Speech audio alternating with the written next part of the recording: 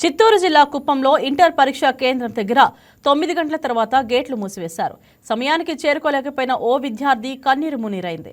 ఒక్క నిమిషం ఆలస్యమైనా అనుమతించబోమని బోర్డు స్పష్టం చేయడంతో ఆమె ఆందోళన చెందింది. చివరికి సిబ్బంది ఆమెను పరీక్షకు అనుమతించడంతో ఆమె ఆనందం వ్యక్తం చేసింది.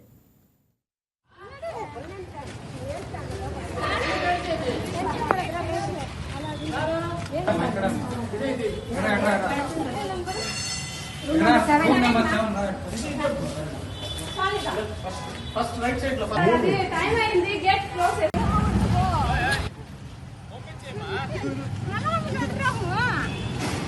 జాగ్రత్త